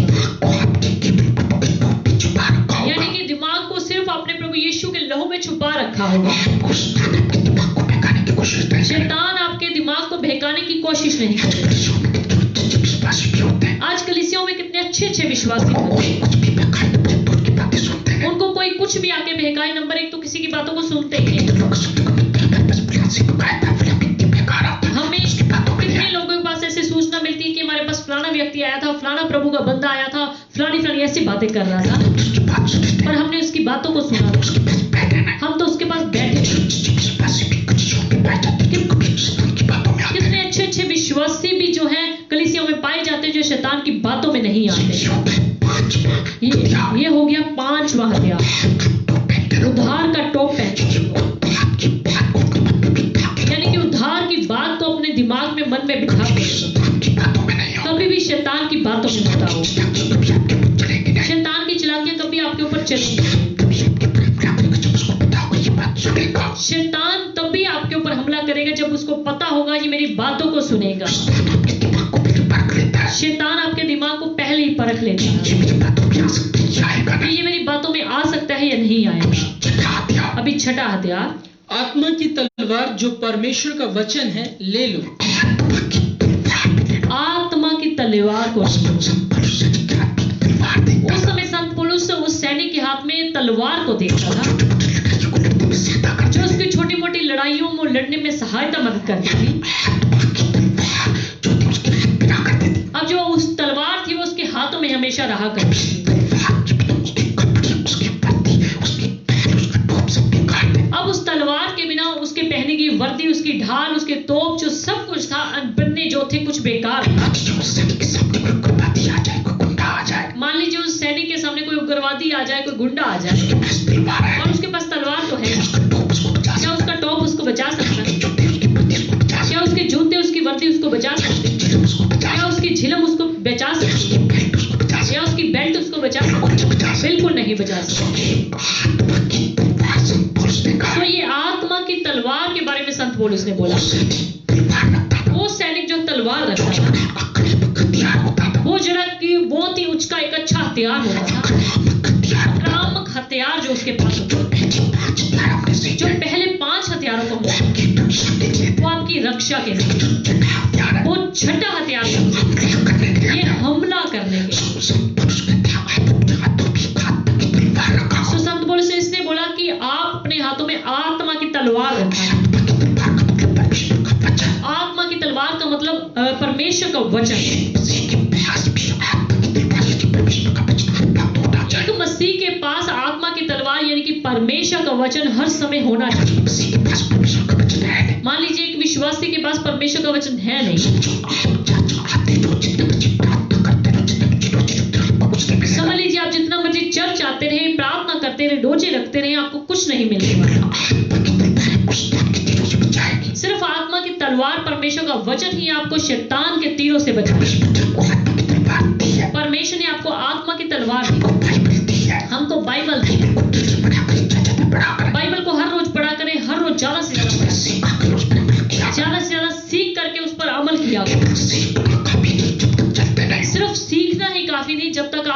चलते नहीं, जब तक आप उसको चलोगे सीखना भी कभी, जब तक आप उसके ऊपर चलते नहीं, सीखना कभी, तो शैतान के पास भी आप वचन का ज्ञान तो शैतान के पास भी है। कुछ सीखा प्रभु यीशु मसीह से वचन के द्वारा बातें की थी। अगर आपने सीखा होगा, शैतान ने जो है प्रभु यीशु से वचनों के द्वारा ही बात करी। शैतान कहता था वचन में ये लिखा है, प्रभु यीशु मसीह भी वचन में से बताता और प्रभु यीशु मसीह भी वचन से बताता था, वचन में से बताता, वचन से बात करता था। और वो भी वचन में से बात करता था। इसलिए जब हमारे पास वचन का ज्ञान है, इसलिए जब हमारे पास वचन का ज्ञान है, आप शैतान से मुकाबला कर सकते आप शैतान से मुकाबला कर सकते हैं। खुद दुनिया के लोग बहकाने की कोशिश करें, हैं। आपको दुनिया के लोग बहकाने की कोशिश करें, शिक्षा के लोग आपको बहकाने की कोशिश करें। गलत शिक्षा के लोग आपको बहकाने की कोशिश करें। इस वचन की तलवार को अगर आपके पास वचन की तलवार, ज्ञान होगा, वचन का ज्ञान हो, आप उससे बात कर सकते आप वचन के द्वारा उनसे बात कर सकते हैं। कभी उसकी बातों में नहीं आओगे। आप कभी उनकी बातों में नहीं आए। गलत शिक्षा वाले गलत लोग आपको तभी बहकाएंगे सब लोग की, जब आपके पास वचन का ज्ञान नहीं होगा। अब आप गलत शिक्षा वाले लोग या गलत शिक्षा वाले सेवक या शैतान आपके पास तभी आएगा जब आपके पास आत्मा की तलवार होगी नहीं। लोग के पास तो बाइबल नहीं होती, कितने लोगों के पास तो बाइबल होती है, लोग घर में 5 मेंबर तो एक बाइबल होती है। कितने घरों में अगर 5 मेंबर है तो उनके पास एक ही बाइबल है। 5 के 5 लोग अलग अलग खाना नहीं खाते, क्या 5 के 5 लोग जो मेंबर है अलग अलग खाना नहीं खाते, अलग अलग थाली में खाना नहीं खाते, अलग अलग भूख नहीं मिटती, अलग अलग जब थाली में खाना खाते आपके पास अलग बाइबल नहीं तो क्या आपके पास अलग अलग बाइबल भी नहीं होती? होती, बाइबल रोज पढ़ना है। आपको बाइबल हर रोज पढ़नी है। तलवार को हर वक्त अपने पास वचन रखना की है। तलवार को हमेशा अपने पास रखना। जाओ कहीं पर भी जाओ, वचन की तलवार को लेकर जाओ। ड्यूटी पे जाओ, कहीं भी जाओ, आत्मा की तलवार को अपने पास रखो। किसी को दुष्ट आत्मा के साथ वचन की तरह बात करो। आपके पास कोई दुष्ट आत्मा का केस आ जाए, वचन में से बात करो। कोई भी आपसे बात करे वचन में से बात करो। कोई भी आपसे बात करे तो वचन में से बात करो। जितने भी प्रचार को बचाते थे वचन में से बोलना चाहिए। जितने भी सेवक हैं उनको वचन में से ज्यादा बोलना चाहिए। बहुत से सेवक वचन में से कम बोलते, इधर उधर की बातें ज्यादा और बहुत सारे सेवक वचन में से कम बोलकर इधर उधर की बातें ज्यादा बोलते हैं। बोलते, इधर उधर की बातें एग्जाम्पल के तौर पर तो चल जाते हैं। थोड़ी बहुत इधर उधर की बातें एग्जाम्पल के तौर पे चल जाती हैं, ज्यादा एग्जाम्पल की बातें नहीं चलती। और ज्यादा एग्जाम्पल की बातें नहीं। वचन में से भाग गया, ज्यादा वचन में से बात करो। वचन में से बोलोगे शैतान आपसे डरेगा। जितना वचन में से बोलोगे शैतान आपसे डरेगा, शैतान भी वचन लेते हैं, इसको वचन का कितना ज्ञान है। क्योंकि शैतान भी जान लेता है कि इनको वचन का कितना ज्ञान है। प्रभु यीशु मसीह शैतान वचन में से बातें कर रहा था। जब शैतान जो है प्रभु यीशु मसीह से वचन में से बातें कर रहा यीशु था, मसीह को उसने देखा कि तो वचन में से बहुत बोल रहा है। प्रभु यीशु ने जब देखा कि ये वचन में से बहुत बोल रहा है, ये बातें बोल रही थी, फिर उसके बाद चुप हो गया। बातें जो है वचन में से उसने प्रभु यीशु के साथ बोली, पर उसके बाद वो भाग गया। शैतान आपसे बातें नहीं कर पाएगा। ज्यादा शैतान आपसे बातें नहीं कर पाए, वो पढ़ना कभी ना बोलो, इसलिए वचन को पढ़ना कभी, वो सीखना कभी ना वचन को सीखना कभी नहीं बोलो। कि तलवार अपने पास रखो। आत्मा की तलवार को अपने पास रखो। सुनने की क्या है, दाऊद राजा क्या कहता है? भजन संहिता 119 अध्याय 11 आयत में दाऊद राजा क्या कहता है? वचन को अपने हृदय में रख छोड़ा, मैंने तेरे वचन को अपने हृदय में रख छोड़ा तेरे विरुद्ध भाग कि डाला। तेरे विरुद्ध में पाप, के वचन को अपने दिल में रखा करो, परमेश्वर के वचनों को अपने दिल में रखा करो चला करो। और उस पर चला करो। यहोशू की आत्मिक क्या लिखा है? यहोशू 1 अध्याय उसकी 8 आयत। व्यवस्था की पुस्तक तेरे चित्त से कभी ना उतरने व्यवस्था पाए। की ये पुस्तक तेरे चित्त से कभी ना उतरने पाए।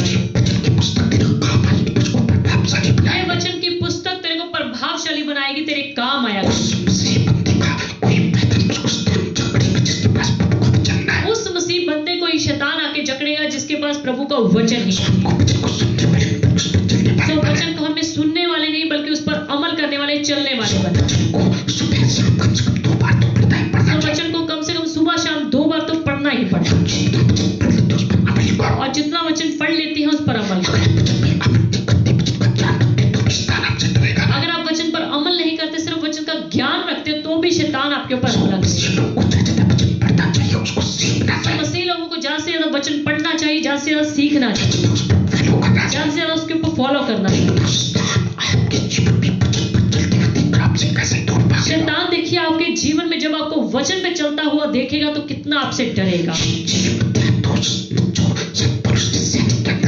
ये 6 हथियार तो जब संत पौलुस ने सैनिक के अंदर देखे, और 7वां हथियार के बारे में और अक्सर प्रचारक लोग इस हथियार का जिक्र नहीं करते। और हर समय और हर प्रकार से आत्मा में प्रार्थना और विनती करते रहो, और इसीलिए जागते रहो कि सब पवित्र लोगों के लिए लगातार विनती किया करो। देखिए संत पौलुस 7वां हथियार क्या बताता है? आत्मा में प्रार्थना करना।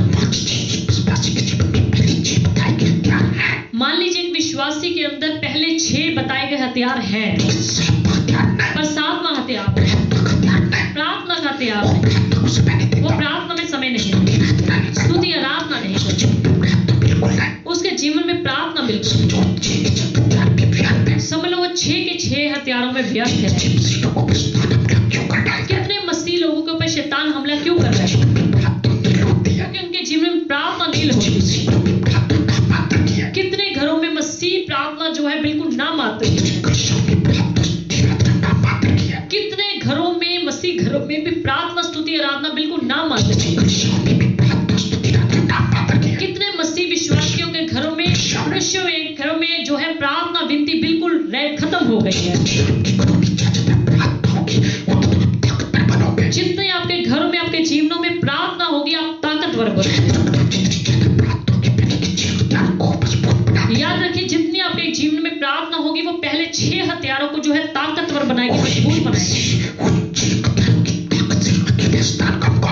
कोई भी मसीह विश्वासी पहले 6 हथियारों को लेकर शैतान का मुकाबला नहीं कर सकता जब तक उसके जीवन में प्रार्थना वाला हथियार ना हो। डैनियल के ऊपर संकट आया, उसने प्रार्थना करना छोड़ा नहीं। देखिए, दाऊद राजा कहता है मैं कितने उपवास रख के प्रार्थना करता था। और प्रभु यीशु मसीह बारे में लिखा है वो रात रात जाग कर प्रार्थना करता, जबकि प्रभु यीशु मसीह तो खुद खुदावन थे, वो बिना प्रार्थना के भी चल सकते। और लिखा है कि वो रात रात को जाग जाग कर जंगलों में जाके प्रार्थना किया करते। पहला थिस्सलुनीकियों 5 अध्याय की 17 में क्या लिखा है? निरंतर प्रार्थना में लगे रहो। लिखा है निरंतर प्रार्थना में लगे रहो। ये नहीं लिखा कि प्रार्थना 2 टाइम करो, 3 टाइम करो। लगातार प्रार्थना में लगे रहो। जितना भी हो सके प्रभु के लोगों प्रार्थना में लगे रहो। पतरस जब जेल में बंद था, प्रेरितों के काम 12 अध्याय की 5 में लिखा है, पतरस जब जेल में बंद था, कलीसिया लिखा है उसके लिए लोर लगाकर प्रार्थना कर रही थी। और कैसे आकर स्वर्गदूत ने उसको छुआ। जब परमेश्वर के लोग प्रार्थना में लगे होते हैं, आपको प्रार्थना करना कभी नहीं चाहिए। आपको सुबह शाम दोपहर 3 टाइम तो प्रार्थना करना है। आप अपने घर में काम करते हो, कोई ड्यूटी करते हो, किचन में काम करते हो, स्तुति आराधना करते करते परमेश्वर का शुक्र करते रहो। जब मसीह के जीवनों से प्रार्थना जब गायब हुई, उनके जीवनों में शैतान तभी आया डिस्टर्ब करने। तो शैतान उन लोगों के ऊपर कभी हमला नहीं करता जिनके जीवनों में प्रार्थना हो। सो लगातार प्रार्थना में लगे रहो। सो प्रार्थना के जीवन को जितना ज्यादा बढ़ाएंगे, उतना आपका जीवन प्रभावशाली बनेगा। और याद रखिए, शैतान परख भी लेता है कि आप कितनी को प्रार्थना करते। जब उसको पता होता है कि ये व्यक्ति बहुत प्रार्थना करता है, वो आपके नजदीक नहीं लगता। इन 7 पॉइंटों के अलावा 7 हथियारों के द्वारा और भी कुछ छोटे छोटे पॉइंट हैं। ज्यादा की ज्यादा प्रभु की संगत में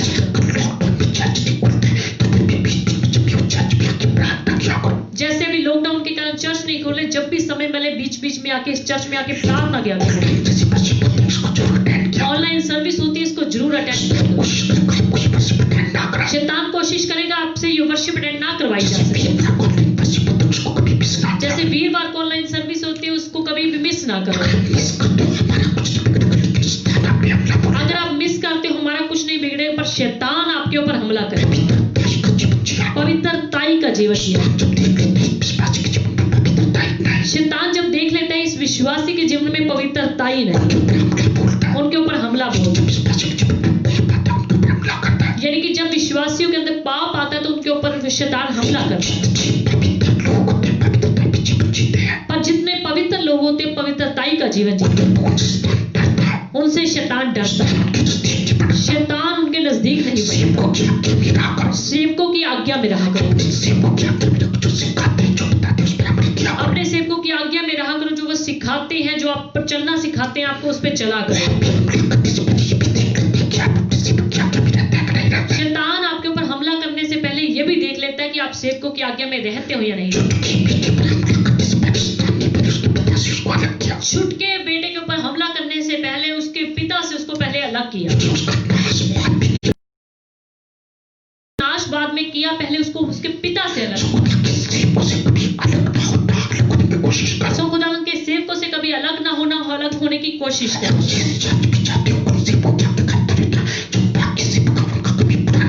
और जितने भी सेवकों के पास आप जाते हैं, चर्च में जाते हैं, उनके आज्ञाकारी बन के रहना है। और जितने भी सेवक आपके दूसरे जानकार हैं, उनके साथ भी आदर का स्वभाव रखना, उनके भी कभी खिलाफ नहीं, कभी उनकी निंदा नहीं। सो सेवकों की आज्ञा में अगर बपतिस्मा आपने नहीं लिया हो, तो प्रभु भोज नहीं लेते, तो इसको आप ले आओ। शैतान आपकी इस कमजोरी की वजह से आपके ऊपर हमला कर सकता है। परमेश्वर को अपने सारे कामों में आगे, आपने कोई भी काम करना है, पहले परमेश्वर को पूछो, प्रार्थना करके पूछो, रोजा रखो। अगर परमेश्वर आपसे बात नहीं करता, तो सेवकों से पूछो, सेवकों से सलाह ले सकते हो। आप सेवकों के साथ मिलकर प्रार्थना कर सकते हो। इसलिए सेवकों की आज्ञा लेकर, परमेश्वर की आज्ञा लेकर आगे बढ़ो। जिन्होंने परमेश्वर के सेवकों की आज्ञा बिना लिए काम किए, उनको बाद में पछताना पड़ा।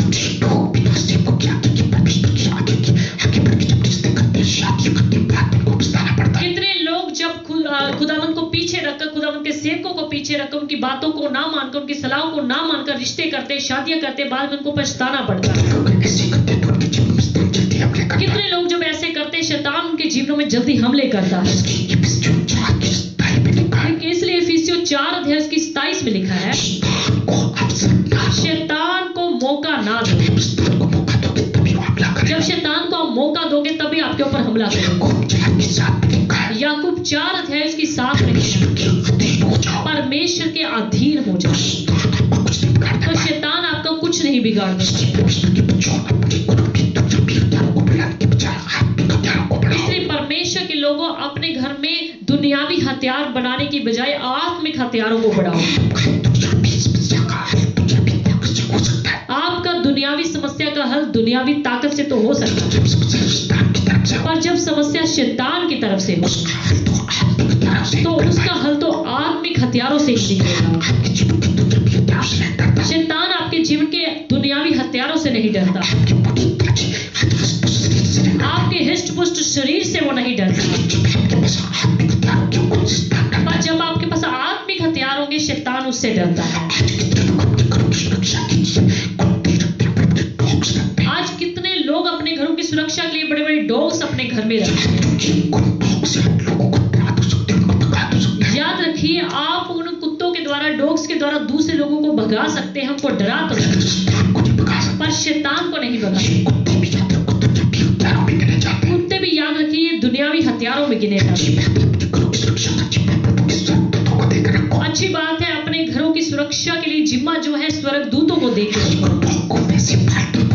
हाँ, डॉग्स को वैसे अपने घरों में पालना बुरी बात है, पर डॉग्स को सिर्फ सुरक्षा के लिए पालते। शायद ऐसा है कि आप परमेश्वर के स्वर्गदूतों के ऊपर विश्वास नहीं करते। याद रखिए, शैतान के हमलों से डरने की और छिपने की जरूरत नहीं।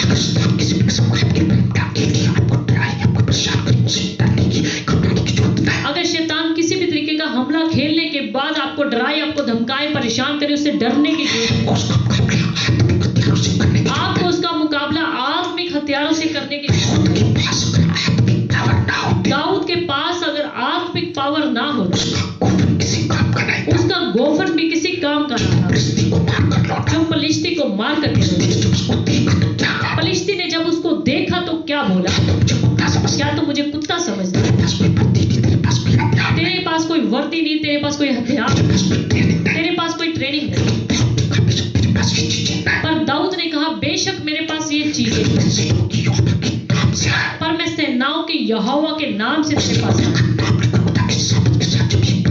इसने खुदावंत का नाम लेकर खुदा के साथ जब एक पत्थर ही छेड़ा, उसी जबरदस्ती ढेर हो गए, उसी से ही उसी पत्थर से ही जो वक्त में था वो ढेरी हो गया। उसका गोफन किसी भी काम का नहीं था अगर उसके पास खुदा की सामर्थ ना हो। उसका गोफन किसी भी काम का नहीं था जब तक उसके पास परमेश्वर की सामर्थ। देखो आत्मिक हथियारों के आगे तुम जब ये छोटे पड़ जाते याद रखिए, आत्मिक हथियारों के आगे संसारिक हथियार जो है फीके पड़ जाते हैं।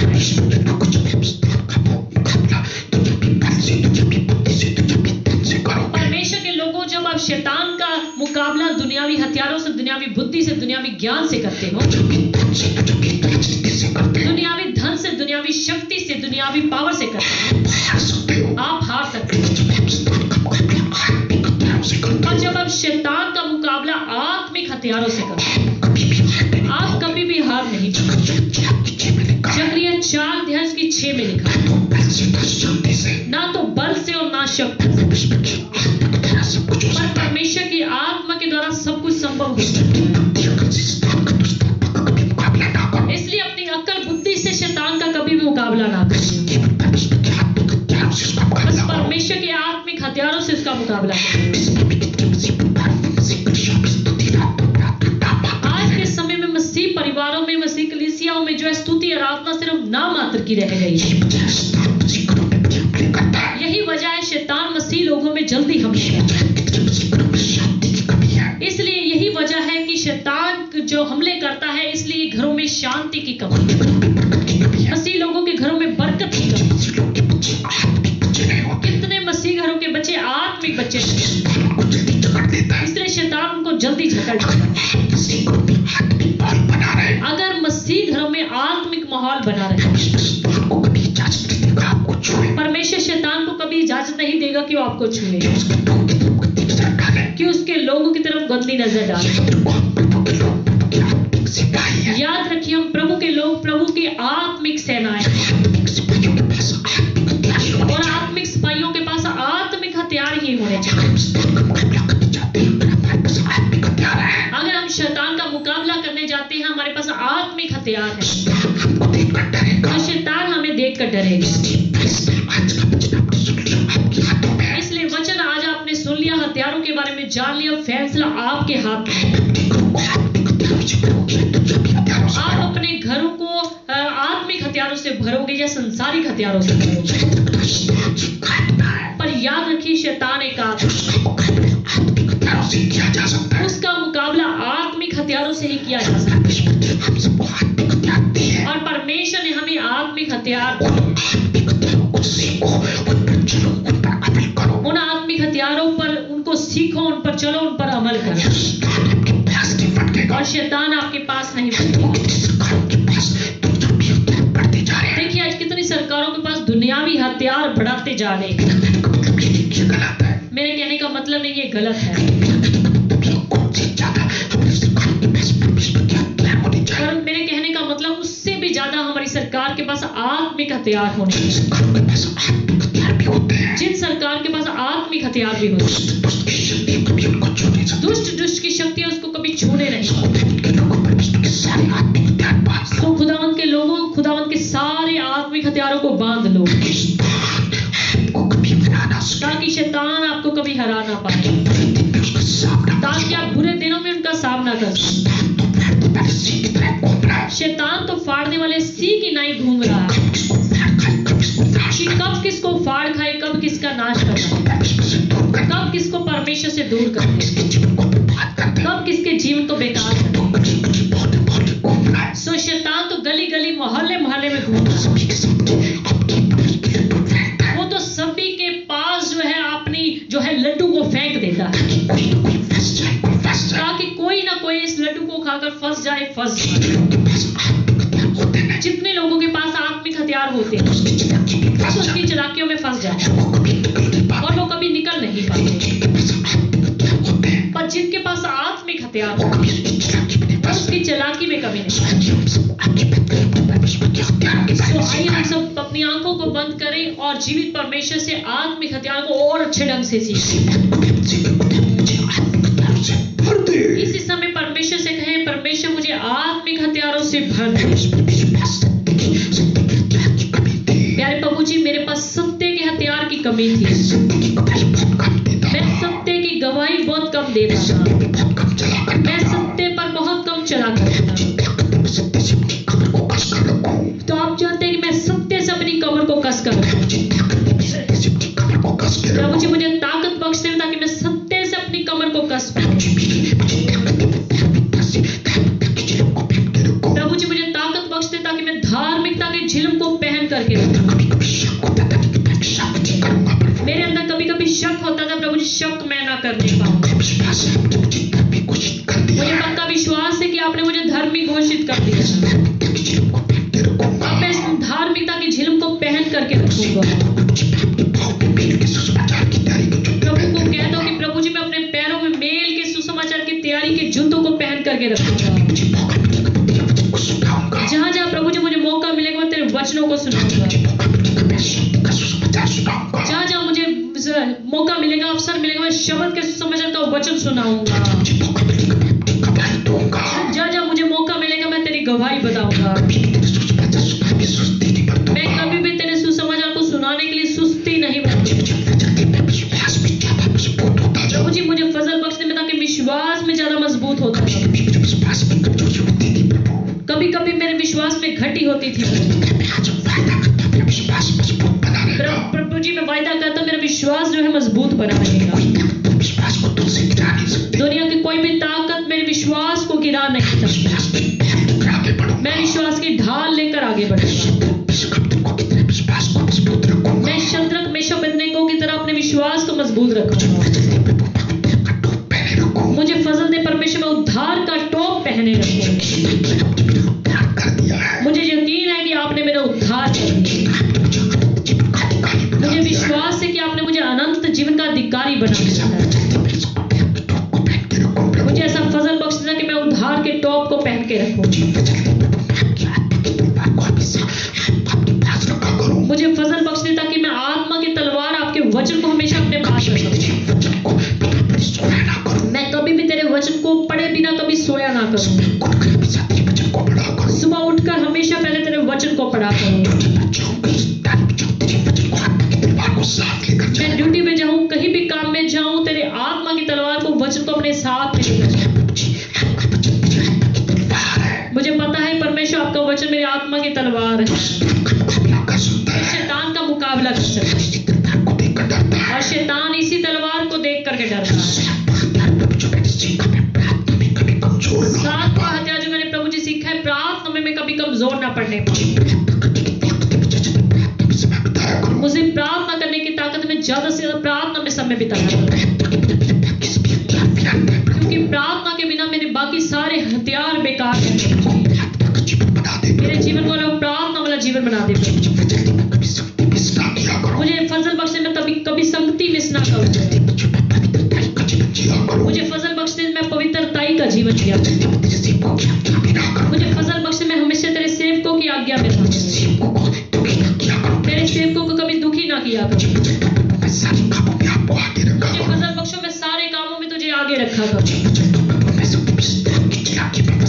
मुझे फजल बख्शो में शैतान की कभी चालाकियों में फंसने ना पाऊं।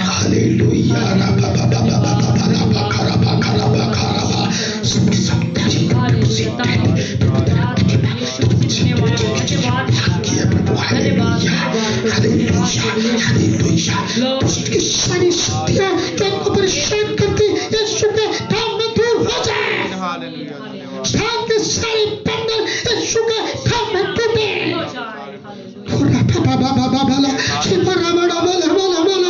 इसी में कोई भी बीमारी जो गुस्ताती इनके जिस्म को यीशु के नाम में छोड़ जाए। शरीर की सारी बीमारी यीशु के नाम में को छोड़। पेट की कोई भी बीमारी, कमर की कोई भी बीमारी यीशु के नाम में को छोड़। ऐसी कोई भी दुष्टात्मा जो इनको डराती, इनको परेशान करती, इनके विश्वास को गिराती, यीशु के नाम में को छोड़। कोई भी शैतान का षड्यंत्र यीशु के नाम में प्रभु जी अपने चले हुए लोगों पर कामयाब न होने पाए। खुदा तेरे लोग तेरे हथियारों को बांधे, तेरे लोग तेरे आत्मिक हथियारों बढ़ते जाए प्रभु जी। हालेलुया। अपने लोगों को बड़ा फजल दे, अपने लोगों का विश्वास को मजबूत करो प्रभु जी, ताकि के सिर पर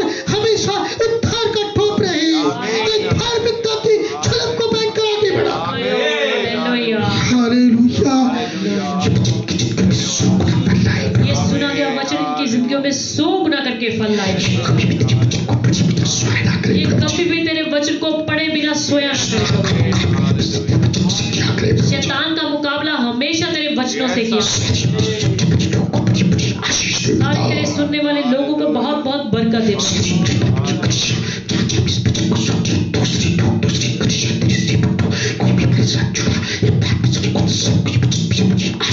सारी प्रेटा की कलीसिया जहां जहां पर आपका वचन सुन रही है परमेश्वर, और लोग सुन रहे हैं, कहीं से भी कोई सुन रहा है, आपके सेवक जो सुन रहे हैं या बाद में कोई सुनेगा, उन सब के लिए आज सुना गया वचन बड़ी बरकत लेकर ताकि हमेशा ये तेरे वचन की तलवार को याद रखा करें। इनके जीवन में खुशी, आशीष, शांति बख्श दो। सबके जीवन में सुख शांति बख्श दो। और किसी के पास रोजगार नहीं तो उसको अच्छा रोजगार दो। किसी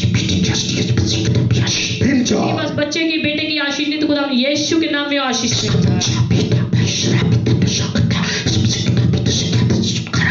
किसी का बच्चा, किसी का बेटा, किसी का पति शराब करता है, नशे पीता है, खुदा यीशु के नाम से नशे वाली आत्मा उससे दूर हो जाए। किसी बच्चे का अच्छा रिश्ता नहीं मिला तो यीशु मसीह के सामर्थ्य नाम में अच्छे रिश्ता मिल जाए। कोई भी बच्चा शैतान तेरे की चालों में फंस कर कोई भी खुदा उनसे दूर होकर शादियां ना रचाए, ताकि खुदा उनके घरों की बर्बादी ना हो। पिता अपने लोगों के घरों में सुख शांति। अगर किसी का कोर्ट केस चला तो खुदा यीशु के नाम में हल होगा। हमारे सारे लुधियाना की कलीसियाओं में सब सेवकों में सुख शांति। सारे लुधियाना सूरे पंजाब में सुख शांति दे। पंजाब के मुख्यमंत्री, राज्यपाल, सब मंत्रियों को आशीष दो। सब कलीसिया में सुख शांति दो। हमारे हिंदुस्तान के प्रधानमंत्री, राष्ट्रपति, वो सारे मंत्री, सारे एमपी, सारे एमएलए को बड़ी बरकत दो। हमारे देश में सुख शांति का माहौल बना। हमारे देश में त्रिएक परमेश्वर प्रभु यीशु का नाम ऊंचा होने का, ताकि सब लोग जहाँ जाएंगे खुदा यीशु मसीह ही सच्चा परमेश्वर। पूरे संसार में सुख शांति। सब देशों को, सारे प्रधानमंत्रियों को, सारी सरकारों को, सारे मंत्री उसको बड़ी आशीष दे दो पिता, ताकि सब देशों में सुख शांति, अमन, चैन बने। सब देशों में कोरोना वायरस फैला हो, इसको एक बार खुदा यीशु के नाम में दूर कर दो पिता। हम जानते हैं प्रभु जी सारे देशों में, हिंदुस्तान में पाप बढ़ा है, नफरत बढ़ी है, क्रोध बढ़ा है प्रभु जी, मूर्ति पूजा बढ़ी है, घमंड बढ़ा है, विचार बढ़ा है प्रभु जी। पर बिना परमेश्वर फिर भी ये प्रजा, ये लोग, ये दुनिया, ये संसार आप ही का तो है। देखो प्रभु जी लाखों लोग मारे गए और लाखों लोग अभी भी बीमार हैं, और ये बीमारी दिनों दिन बढ़ती जा रही है। पिता अपनी प्रजा पर कृपा कर दो, एक बार सबको क्षमा कर दो।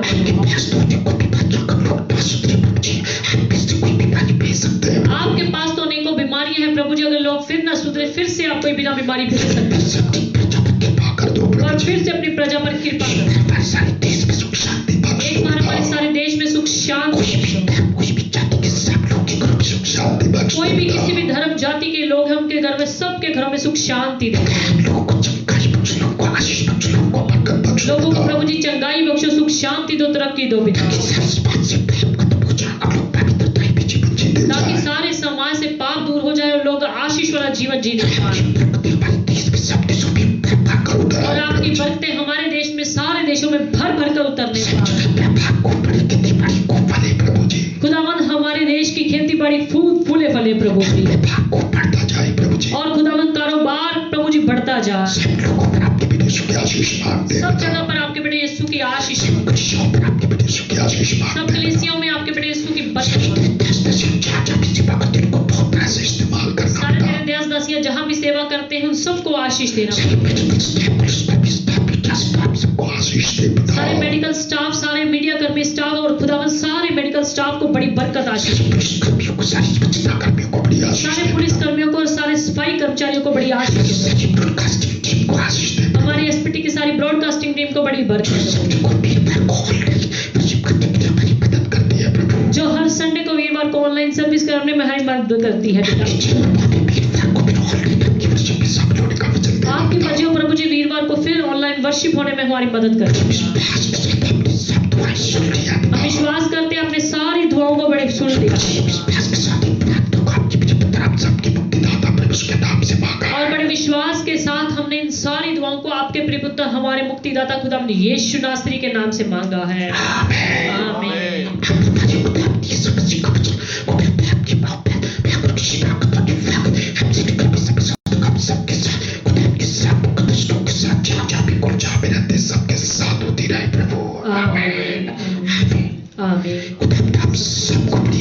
आप सबों को बड़ी बड़ी बरकत। प्रभु ने चाहा हम ऑनलाइन वीरवार को फिर मिलें।